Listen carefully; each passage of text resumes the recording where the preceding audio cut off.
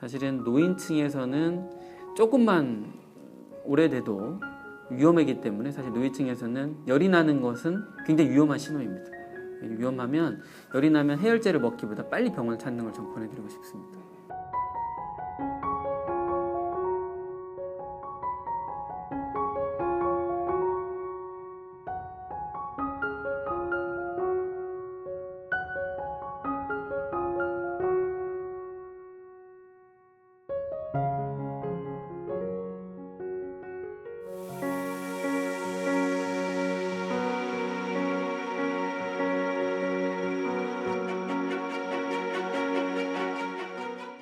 고령인들이 폐렴에 가장 취약하다는 말씀이신데 그 원인도 따로 있을까요? 연령 자체가 사실 면역 기능이 떨어지는 가장 흔한 원인입니다. 유병률이 55세 이상이 되면 폐렴이 급속도로 증가를 하기 시작합니다. 그래서 폐쇄성 폐질환이라든지 기관지 확장증이라든지 이런 식으로 기존의 폐에 오래된 만성 질환을 가지고 있는 분들이 취약하고요. 당뇨, 암으로 인한 수술, 다양한 항암 치료, 면역 기능 억제제를 사용하거나 고난이도 질환들이 있고 그걸 치료하는 의학 기술이 발전하면서 면역 기능 저하가 되는 동반되는 질환들이 증가를 하게 되었습니다. 그런 원인들이 폐렴이 많이 발생하게 되는 원인이 되고 있습니다. 보통 우리가 감기나 무슨 열 질환이 나면 젊은 사람들은 열이 쉽게 나고 힘들잖아요. 그래서 아마 병원을 빨리 찾게 되거든요. 뭐 기침을 많이 한다든지 가래가 너무 심하게 끓는다든지 이게 정상적인 우리 몸의 방어 작용이 나타나는 겁니다. 근데 고령 환자들은 그런 방어 기전이 잘 안 나타납니다. 그래서 기침도 안 하고 열도 안 나고 그다음에 다른 증상이 없이 갑자기 밥을 못 먹고 기력이 없다든지 조금씩 진행돼서 나중에 숨이 찬 상태로, 그러니까 폐렴이 상당히 진행된 상태로 병원을 방문하게 됩니다.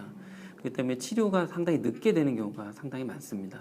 이제 어린이들은 폐렴에 걸리면 노인 환자처럼 똑같이 면역 기능 저하된 상태가 됩니다. 그래서 소아에서는 폐렴이 생기면 되게 위험한 상황까지 가고요.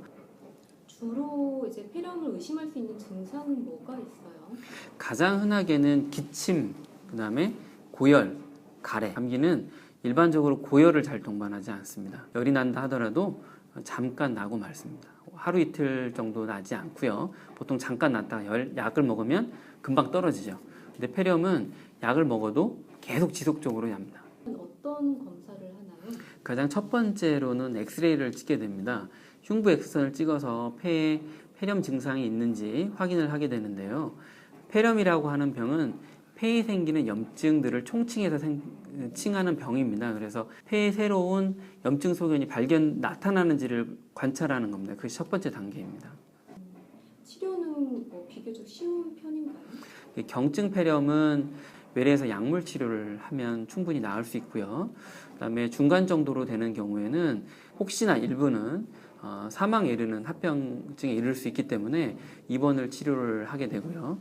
처음부터 너무 중증인 경우에는 바로 중환자실로 입원해서 인공호흡기 치료도 하고 투석 치료도 하고 굉장히 어렵고 복잡한 치료까지 시행을 하게 됩니다. 치유가 될 수 있는 병인지. 예, 사실이 그렇기도 합니다. 예, 면역 기능이 좋은 분들은 폐렴도 감기처럼 저절로 나을 수도 있습니다. 근데 사실은 그런 분들이 운이 좋게 그렇게 낫는다 할지라도 폐에 후유증을 남기는 경우가 많아서 폐렴이 생기면 기관지내 폐에 괴사가 됩니다. 그러니까 녹는 거죠. 구멍이 생기거나 그쪽에 기관지가 넓어지는 합병증이 오기 때문에 폐렴에 자주 걸리는 부작용이 생기게 됩니다.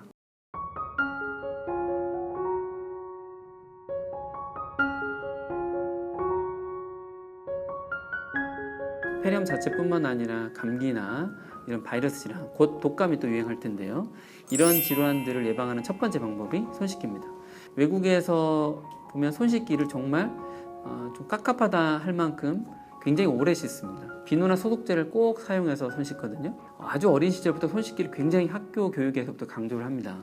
반드시 비누랑 소독제를 사용하시고 흐르는 물에 꼭 씻으셔야 되고 씻을 때는 가능한 30초 이상 씻을 수 있도록 손을 골고루 씻는 게 중요합니다. 꼭 말리는 것까지를 마무리하셔야 실제로 감염증을 예방할 수 있습니다. 수건을 쓰게 되면 계속 균이 거기에 묻어 있기 때문에 건조기를 사용하는 게 제일 좋고요. 건조기가 없는 경우에는 종이 페이퍼 같은 거를 써가지고 쓰는 것도 적당하다고 생각이 됩니다. 호흡기 질환에 걸리는 가장 흔한 원인은 건조증이 생길 때 걸립니다. 그러니까 점막이나 폐나 건조증이 생길 때. 그래서 물을 좀 자주 드시거나 평상시 음식도 과일도 그렇고요. 수분이 많은 음식을 권해드립니다. 우리 몸의 점막은 점액질이라는 것이 덮고 있거든요. 그 점액질이 건조해지면 점액질이 말라버립니다. 그러면 바로 점막이 노출이 되고 점막이 노출이 되면 상처를 쉽게 받게 됩니다. 그러면 세균이나 바이러스가 바로 침투를 하게 되죠. 실내를 이제 우리가 온풍기를 쓰거나 이러면 많이 건조해지기 때문에 자연적인 가습 상태, 예를 들면 나무나 그다음에 이제 빨래 같은 거나 옷들을 실내에 충분히 걸어놔서 적정 정도의 가습이 되게 하는 것들, 이런 것들이 좋을 것 같습니다. 독감보다 폐렴은 사실은 치사율이 굉장히 높습니다. 걸리면 사망하게 되는, 한번 입원하게 되면 본인이나 사회적인 경제적 비용이 굉장히 많이 듭니다. 한 번만 맞으면 돼요. 예, 폐렴 예방 접종 두 가지가 있습니다. 과거에 만들어졌던 것은 다당 백신이라고 하는 백신이 있고요. 또 하나는 단백 접합 백신이라고 하는 게 있는데요. 최근에 나온 단백 접합 백신은 생애 한 번 맞고 평생 가는 겁니다. 국가에서 무료로 시행하는 것은 다당류 백신입니다. 그래서 5년 후에 추가 접종을 해야 되고요. 다당류 백신을 맞으신 분도 그다음에 방금 말씀 단백 적합 백신을 추가로 접종하시는 게 조금 더 좋습니다.